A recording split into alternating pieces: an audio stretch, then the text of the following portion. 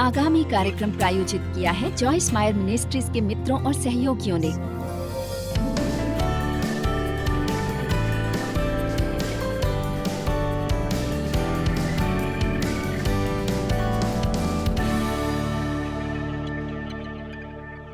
एक विश्वासी का डर के प्रति एक ही रवैया होना चाहिए और वो है मैं डरूंगा नहीं।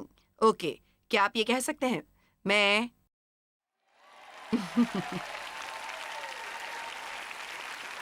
मैं डरूंगा नहीं। ठीक है, अब हम इसे एक बार और करेंगे और आप इसे ऐसे कहेंगे। आप सबने अभी भी नहीं किया, ये ऐसा है, मैं नहीं डरूंगा। ओके, सबसे पहले हमें उस डर को समझना चाहिए जो एक राक्षसी आत्मा ये परमेश्वर की ओर से नहीं, और मुझे लगता है ये दुश्मन का, उसके टूल बॉक्स का पसंदीदा औजार है जिसका एकमात्र उद्देश्य हमें प्रगति करने और आगे बढ़ने से रोकना है। डर का पूरा इरादा आपको आपके मार्ग से रोकना है या आपको वापस वहां ले जाना है जहां से आप आए थे, बजाय कि आप आगे बढ़ें और वो बने जो परमेश्वर चाहते हैं कि आप हों।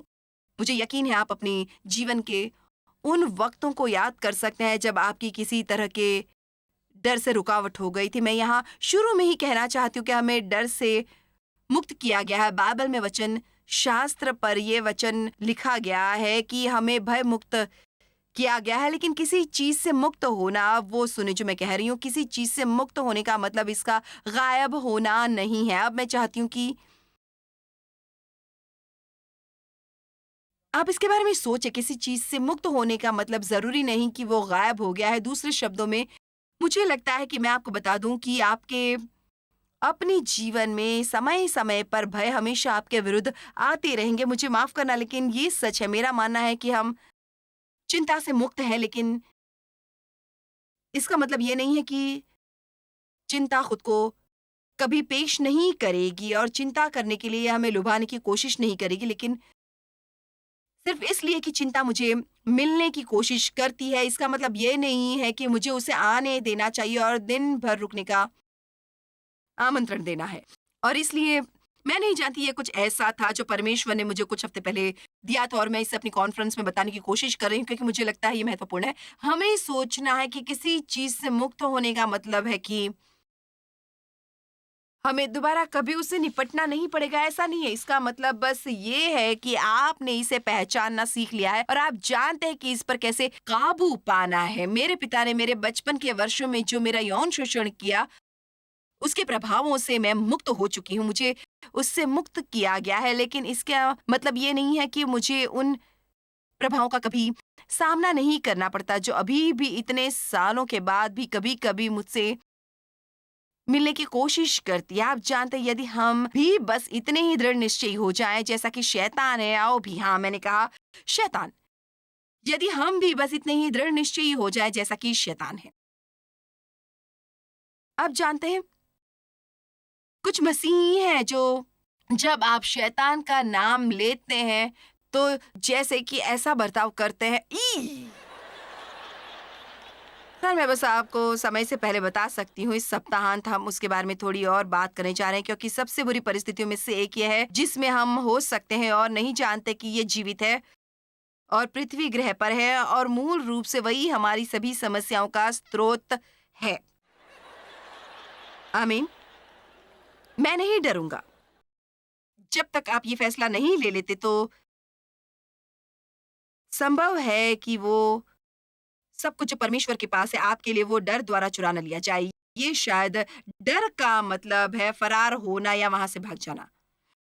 तो जब बाइबल में परमेश्वर कहते हैं डरो मत, वो हमसे डर महसूस करने के लिए नहीं कह रहे हैं। वो कह रहे हैं जब तुम्हें डर लगता है तो भागो मत, जब तुम्हें डर लगता है इसका सामना करो और यही रवैया रखो, मैं डर में नहीं जीऊंगा। क्या इस इमारत में किसी ने पता किया है कि आप जो कुछ बर्दाश्त करेंगे उससे मैं दुश्मन आपके साथ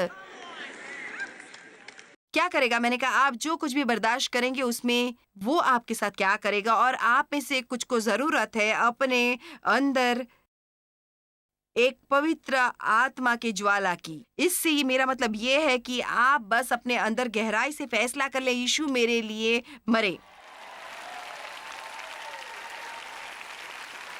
ताकि मैं एक अच्छा जीवन पाऊं और मैं एक अच्छा जीवन जीऊंगा। अगर किसी को आशीर्वाद दिया जा सकता है तो वो मैं हूं। मैं नहीं डरूंगा। रोमियो 8:31। यदि परमेश्वर हमारी ओर है तो हमारा विरोधी कौन हो सकता है? यदि परमेश्वर हमारे पक्ष में है तो हमारा दुश्मन कौन हो सकता है? मैं चाहती हूँ कि आज रात हम अपना समय लें। मेरे पास कुछ शास्त्र वचन है जो मैं आपको दिखाने जा रही हूँ और बजाय इसमें से तेजी से गुजरने के मैं चाहती हूँ कि आप इनके बारे में सोचें। यदि परमेश्वर हमारे लिए है, प्रभु यदि परमेश्वर हमारे लिए है तो इससे क्या फर्क पड़ता है सचमुच हमारे विरुद्ध कौन है? क्योंकि परमेश्वर यकीनन किसी भी चीज या किसी से भी महान है जो हमारे खिलाफ आ सकता है। और आप जानते हैं, मेरे ख्याल से जब कभी हम मुसीबत में पड़ते हैं हमें लगता है कि परमेश्वर दूसरे लोगों के लिए है, लेकिन क्या हमें यकीन है कि वो हमारे लिए है? क्या आज रात आपको यकीन है कि परमेश्वर आपके लिए है? देखें, यहाँ एक व्यक्ति है। क्या आपको यकीन है आज रात परमेश्वर आपके लिए है? देखें, बिल्कुल। अब मुझे यकीन है आप में से कुछ सोचते हैं, खैर हाल ही में मैंने बहुत अच्छा नहीं बिताया दिन। खैर आप जानते हैं वे आपके लिए नहीं है क्योंकि आप अच्छे हैं, वो आपके लिए है क्योंकि वो अच्छे हैं और क्योंकि वो महान हालात जानते हैं और उन्होंने हमें एक उद्धारकर्ता भेजा। और वैसे भी वो जानते हैं कि हम बढ़ रहे हैं और हम वहां नहीं है जहां हमें होना चाहिए, लेकिन परमेश्वर का शुक्र है कि हम वहां नहीं है जहां हुआ करते थे। कम से कम यदि आप यहाँ इमारत में हैं तो आप प्रगति कर रहे हैं, तो बधाई हो, आप दिखाई दिए। अब परमेश्वर कुछ कर सकते हैं। तो कैसा रहेगा अगर सब लोग कहते परमेश्वर मेरे लिए है? भजन संहिता 118:6। यहोवा मेरी ओर है, मैं न डरूंगा।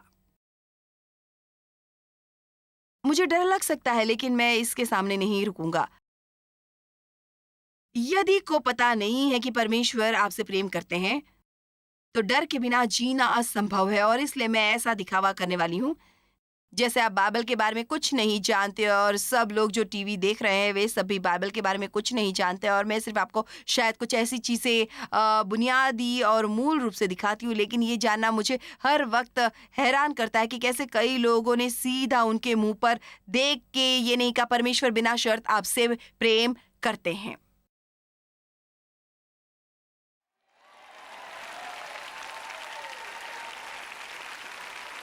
हकीकत में मैं कुछ चौंकाने वाला बताने वाली हूँ।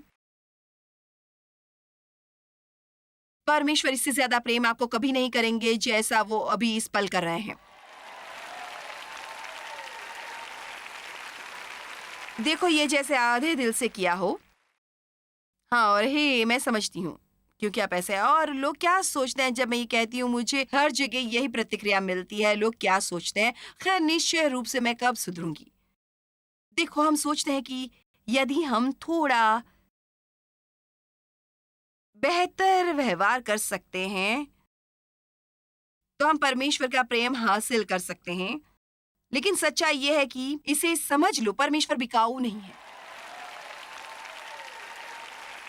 आओ भी, मैंने कहा परमेश्वर बिकाऊ नहीं है। आप उन्हें केवल विश्वास से प्राप्त कर सकते हैं, आप उन्हें अच्छे कामों से खरीद नहीं सकते।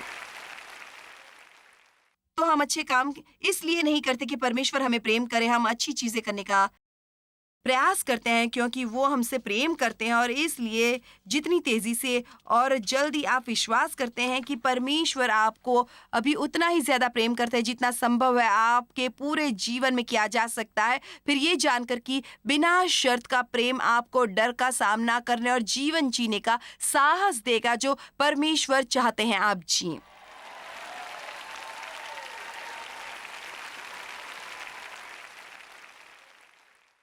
एक यूहन्ना 4:16 मेरे लिए जैसे जीवन परिवर्तन करने वाला शास्त्र वचन था।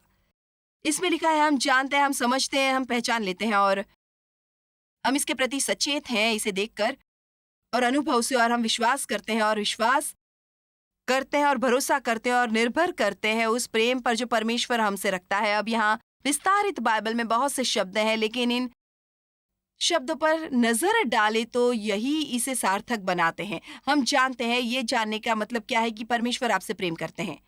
इसका मतलब है जब परमेश्वर आपके जीवन में काम करते हैं तो सबसे पहले आप ऐसे पहचान लो, मुझे आपको कुछ बताना चाहिए। परमेश्वर हर समय हमारे लिए बहुत कुछ करते हैं और आधा समय हम तो बस हमें तो यहाँ तक पता भी नहीं होता परमेश्वर है। हम सोचते हैं ये जैसे परिस्थितियां या संयोग हैं, या आप जानते हैं मुझे ये अच्छा नहीं लगता जब लोग कहते हैं खैर आप जानते हैं मैं बस भाग्यशाली हूँ या आप बस भाग्यशाली हैं। आप जानते हैं मैं बाइबल में ये शब्द नहीं देखती हूँ और आप जानते हैं ये एक पापी शब्द नहीं है, लेकिन इससे अच्छा मैं कहूँ हम धन्य हैं, परमेश्वर हमें आशीर्वाद दे रहे हैं, बजाय ये कहने के हम भाग्यशाली हैं। इस प्रकार से जैसे बस हमें इसे देखभाल के और अनुभव से हम इसे पहचान लेते हैं, इसके प्रति सचेत है और हम विश्वास करते हैं और विश्वास करते हैं और भरोसा करते हैं और निर्भर करते हैं उस प्रेम पर जो परमेश्वर हमसे रखते। परमेश्वर प्रेम है और जो प्रेम में निरंतर बना रहता है वो परमेश्वर में निरंतर बना रहता है और परमेश्वर उसमें निरंतर बना रहता है। तो मैं विश्वास करती हूँ कि परमेश्वर मुझे प्रेम करते हैं, इसलिए नहीं कि मैं हर समय आवश्यक रूप से प्यारी हूँ, क्योंकि ईमानदारी से मुझे पता है कि हर समय प्यारी नहीं हूँ, लेकिन मैं जो भी थी उससे बेहतर हूँ और मुझे उम्मीद है अगले साल और बेहतर हो जाऊंगी जैसी आज हूँ। और आप देखिए परमेश्वर शुरुआत से अंत देखते हैं। आइए भी, वो सिर्फ ये नहीं देखते कि आप अभी कैसे हैं, वो देखते हैं कल आप कैसे होंगे, खत्म करेंगे और उसकी अनुसार आप बर्ताव करते हैं। सिद्ध प्रेम भय को दूर करता है। सिद्ध प्रेम भय को दूर करता है। यूहन्ना 1:4-18 प्रेम में भय नहीं होता। आपके जीवन में अभी भी कितना डर है? आदमी का डर, अभाव का डर, त्याग का डर, अकेलेपन का डर। आज रात हम इनमें से बहुत सी चीजों के बारे में बात करेंगे। जीवन में कितने डर हैं? हालांकि वहां बहुत कुछ है। ऐसा इसलिए है क्योंकि आप या मैं कोई दूसरा आपकी परमेश्वर के प्रेम के बारे में ज्ञान की कमी है। आप विश्वास कर सकते हैं कि परमेश्वर आपसे प्रेम करते हैं, लेकिन शायद आपको इस पर अधिक से अधिक और मजबूती से विश्वास करने की जरूरत है। आपको अभ्यास करना चाहिए।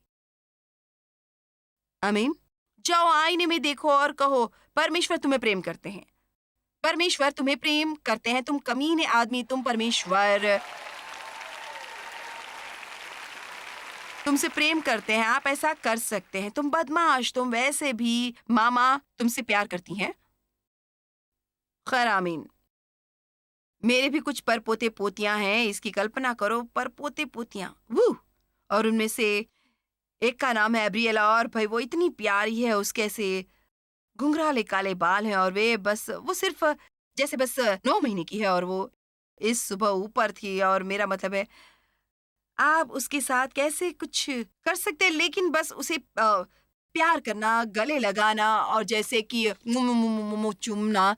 और आप जानते हैं आप बस जैसे आप लगातार उसे कहते ओ तुम कितनी प्यारी हो, कितनी क्यूटी क्यूटी क्यूटी क्यूटी हो, और आप बस उन्हें देखते रहते हैं और आप तो बस जैसे कुछ कुछ कुछ कुछ। और फिर देव भी इस तरह का व्यवहार कर रहे होते हैं। और देखो हम परमेश्वर के बच्चे हैं। क्या आप आज रात इमारत में जाग रहे हैं? हम परमेश्वर की संतान हैं और वो हमसे बिना शर्त प्रेम करते हैं।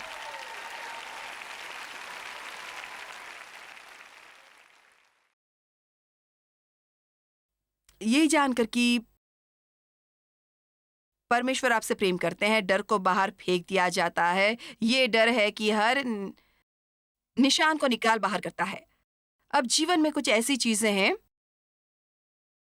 जिनसे हम आसानी से डर सकते हैं। मरकुस 4 वचन 35 से शुरू होकर अध्याय 5 के वचन 1 तक में लिखा है, उसी दिन जब सांझ हुई तो उसने उनसे कहा आओ हम पार चले। अब सचमुच जब यीशु कहते आओ हम पार चले तो ये वास्तव में इसका अंत होना चाहिए। हमें केवल ये कहना चाहिए खैर ये सौदा हो गया, मैं दूसरी तरफ पहुंच जाऊंगा। और आपको पता है जब मैं ये कहती हूँ तो मेरा मतलब क्या है? आओ हम उस पार चले। जब आप परमेश्वर के वचन में एक वादा देखते हैं, जब आप महसूस करते हैं कि परमेश्वर आपसे कुछ बोलते हैं, जब परमेश्वर आपसे कहते हैं मैं तुम्हारा जीवन बहाल करूंगा यदि तुम मेरा विश्वास करते हो, या आप जानते हैं ये होगा यदि तुम मेरा विश्वास करो, और ये सब होगा। आप कुछ चीजों से गुजरने के लिए भरोसा कर सकते हैं। क्योंकि इस पार से उस पार जाने में चाहे वो कितना ही दूर है, और केवल परमेश्वर ही ये जानते हैं कि वहाँ हमेशा कुछ अप्रत्याशित तूफान होते हैं, और ये आंधी लिखा है कि तूफान के समानुपात थी। क्या किसी के जीवन में इस समय तूफान के समानुपात आंधी है? खैर, आप जानते हैं विश्वास उस समय के लिए नहीं है जब सब कुछ बिल्कुल वैसा ही चल रहा है जैसा कि हम चाहते हैं। विश्वास उन समयों के लिए होता है जब कुछ भी समझ में नहीं आता है और हर चीज ठेस पहुंचाती है, और जो कुछ भी हमारे पास है उसके लिए हम परमेश्वर को पकड़े रहते हैं। और मानो या ना मानो, और जब मैं ये कहती हूँ तो मुझे पत्थर मत मारो लेकिन असल में मुश्किल समय हमारे लिए अच्छे होते हैं। मेरा मतलब सचमुच वे है, क्योंकि आप जानते हैं शत्रु हमें चोट पहुंचाने की कोशिश में कुछ चीजें करता है, लेकिन परमेश्वर अच्छे के लिए उनका हल निकालते हैं, और वो चीजें जो इतनी बढ़िया है कि जब अगली बार शत्रु हमारे खिलाफ आता है तो वो हमें मजबूत बनाने के लिए उसका इस्तेमाल करते हैं। मरकुस 4:35, उसी दिन जब सांझ हुई तो उसने उससे कहा, आओ हम पार चलते, और वो भीड़ को दौड़कर जैसा वो था वैसी ही उसे नाव पर साथ ले चले, और उसके साथ और भी नावें थी। तब बड़ी आंधी आई, तूफान के समानुपात की, और लहरें नाव पर यहाँ तक लगीं कि वो अब पानी से भरी जाती थी सभी तूफानों का पूर्वानुमान नहीं होता है। कभी-कभी मौसम बताने वाला आदमी गलती करता है, लेकिन या पिछले भाग में गद्दी पर सो रहा था, क्या ये आपको क्रोधित नहीं करता कि जब आपको कोई समस्या हो तो ऐसा लगता है जैसे परमेश्वर सो रहे हैं? तब उन्होंने उसे लगातार जगा कर उससे कहा, हे गुरु, क्या तुझे चिंता नहीं कि हम नाश हुए जाते हैं? क्या आप जानते हैं, यहाँ तक कि ये चेले भी उनके प्रेम के बारे में निश्चित नहीं थे। क्या तुझे चिंता नहीं है? आपको समस्या में होना इस बात का संकेत नहीं है कि परमेश्वर परवाह नहीं करते। आपको कोई समस्या है तो इसका मतलब ये नहीं है कि परमेश्वर आपको प्रेम नहीं करते। इसका मतलब ये नहीं कि उन्हें आपकी देखभाल नहीं करनी। इसका मतलब ये नहीं है कि वो आपकी परवाह नहीं करते, आपकी मदद नहीं करना चाहते। आमीन। तब उसने उठकर आंधी को डांटा और पानी से कहा, शांत रह, थम जा। और आंधी थम गई, जैसे उनकी फटकार से थक के कमजोर हो गई हो, और बड़ा चैन हो गया और एक पूर्ण शांति। और उसने कहा, तुम क्यों डरते हो? क्या तुम्हें अब तक विश्वास नहीं, मुझ पर भरोसा नहीं है? और वे बहुत ही डर गए और आपस में बोले, कौन है कि आंधी और पानी भी उसकी आज्ञा मानते हैं? और मरकुस अध्याय 5:1 पर नजर डालें। और वे झील के उस पार आ पहुंचे। मुझे ये अच्छा लगता है, यीशु ने कहा, आओ हम पार चले, और वे झील के उस पार आ पहुंचे। आप अपने जीवन में किसे प्रवेश दे रहे हैं? अय्यूब ने कहा, जिस बात से मैं भय खाता हूं वही मुझ पर आ पड़ी। अब शत्रु को भय के द्वारा अपने जीवन में प्रवेश देते हैं, और हम विश्वास से परमेश्वर को अपने जीवन में प्रवेश देते हैं। हमें चीजों से डरना नहीं चाहिए। परमेश्वर हमारा ध्यान रखेंगे। भविष्य में आपके साथ जो कुछ भी होने वाला है, यहाँ तक कि जिन चीजों के बारे में आप जानते नहीं है, परमेश्वर आपकी देखभाल जरूर करेंगे। आइए भी, मैंने कहा परमेश्वर आपकी देखभाल करेंगे। इसे अपने दिमाग में डाल ले, परमेश्वर आपकी देखभाल करेंगे। मैं समझती हूँ जो लोग अभी टीवी पर देख रहे हैं और आप अस्पताल के बिस्तर पर लेटे हुए हैं, ये प्रोग्राम देख रहे हैं, और मैं आपको बता दूं, भय ने अभी आपको पकड़ लिया है। ये आपकी सांस बाहर खींचने वाला है, और मैं यहाँ आपको बताने के लिए, परमेश्वर भी आपकी देखभाल करेंगे। मुझे नहीं पता ये कैसे होता है, मुझे नहीं पता वो ये कैसे करते हैं। मैं ये नहीं कह रही कि वो आपको कल अस्पताल से बाहर निकालेंगे, मुझे नहीं पता ये कैसे होगा, लेकिन परमेश्वर आपकी देखभाल जरूर करेंगे। चाहे ये एक छोटी विजिट हो या एक लंबी विजिट हो, परमेश्वर आपकी देखभाल करेंगे। आमीन। और हमें वास्तव में ये सब जानने की जरूरत है। परमेश्वर हमारी देखभाल करने वाले हैं। परमेश्वर ने हमें भय की नहीं, पर सामर्थ और प्रेम और संयम की आत्मा दी है। क्या आप जानते हैं कि वास्तव में शत्रु के कहने पर विश्वास करना ही डर है? ओह, ये बहुत मुश्किल होने वाला है भाई, ये बुरा होने वाला है। खैर, ये बिल्कुल भी उचित नहीं है। खैर, मेरा मतलब है आप पूरा साल मेहनत करते हैं और अब ये आपका पुरस्कार है। क्या आप जानते हैं परमेश्वर हमारा पुरस्कार है? क्या कोई घर पर है टीवी के सामने? परमेश्वर हमारा पुरस्कार है। आमीन। हम परमेश्वर में अपना विश्वास रख के उन्हें अपने जीवन में प्रवेश देते हैं। जब आप अपना विश्वास परमेश्वर में रखते हैं तो ये उनके लिए आने का और आपकी मदद करने का द्वार खोलता है। 3 शास्त्र वचन है, मैं चाहती हूँ कि वे हम देख लें। मैं चाहती हूँ कि आप उन्हें देखें। भजन संहिता 28:7। यहोवा मेरा बल और मेरी ढाल है, मेरा हृदय विश्वास करता है, निर्भर है और आत्मविश्वास से उनका सहारा लेता है। उस पर भरोसा रखने से मेरे मन को सहायता मिली है, इसलिए मेरा हृदय क्या प्रफुल्लित है और मैं गीत गाकर उसका धन्यवाद करूंगा। भजन संहिता 37:40। और यहोवा उनकी सहायता करके उनको बचाता है, वे उनको दुष्टों से छुड़ाकर उनका उद्धार करता है, इसलिए कि उन्होंने उसमें अपनी शरण ली। भजन संहिता 88:2। और मैंने कोष्टक में लिखा है, बहुत अच्छा मेरे प्राण की रक्षा कर, क्योंकि मैं भक्त हूँ। दाऊद ने कहा, तू मेरा परमेश्वर है, इसलिए अपने दास का जिसका भरोसा तुझ पर है, तुझ पर विश्वास और झुकाव है, सब कुछ समर्पित और आत्मविश्वास से तुझे देखते हुए बिना डर और संदेह के मेरा उद्धार कर। आप जानते, मुझे नहीं पता यदि आपने कभी दाऊद पर ध्यान दिया है, लेकिन मेरा मतलब है उसमें कुछ दुस्साहस था। मेरा मतलब है वो जब मुसीबत में होता वो परमेश्वर के पास जाता और कहता कि मैं भक्त हूं और मैं समर्पित हूं, मेरी सहायता करो। और वो अपने आप को कहता था, मैं तेरा अभिषिक्त हूं और मेरा विश्वास है कि तू मेरा उद्धार करेगा। और भजन संहिता 26:1 में वो कहता है, मैं खराई में चलता हूं, मैं चलता हूं। आप जानते हैं कभी कभी हम में ये झूठी नम्रता आती है, ये ऐसी जैसे, ओ प्रभु मैं बस कुछ भी नहीं बल्कि एक कीड़ा हूं और मैं आपकी मदद के लायक नहीं हूं। और आप जानते हैं प्रभु, यदि आप बस मेरी सिर्फ एक बार मेरी ओर देखेंगे, मैं फिर कोई और चीज नहीं मांगूंगा। ओहो, हम जब भी सांस लेते हैं हम परमेश्वर से कुछ मांगते हैं। आमीन। तो आप जानते हैं क्यों ना हम कहें, और एक घमंडी भावना से नहीं, लेकिन प्रभु मैं आपसे प्रेम करता हूँ, मैं आपकी सेवा कर रहा हूँ और मैं आपसे आप देखभाल चाहता हूँ। अब आप इसका मतलब जरूरी नहीं कि यही निकाले, हमें सब कुछ चाहिए। आप चाहे कैसे भी प्रार्थना कर, परमेश्वर आपके साथ है, वो आपकी देखभाल जरूर करेंगे। किसी को उत्साहित होने की जरूरत है।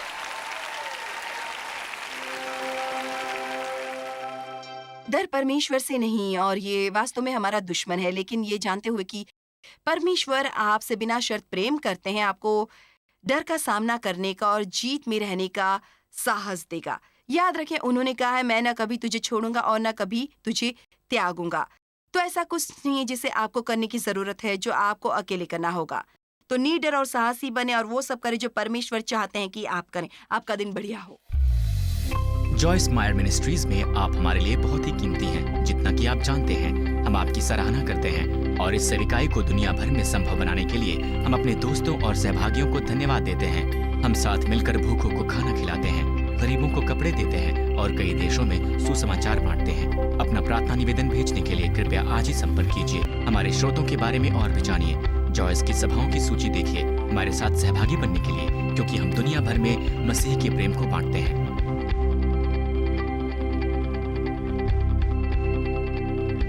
इसका खर्च उठाया है जॉयस मायर मिनिस्ट्रीज के मित्रों और सहयोगियों ने।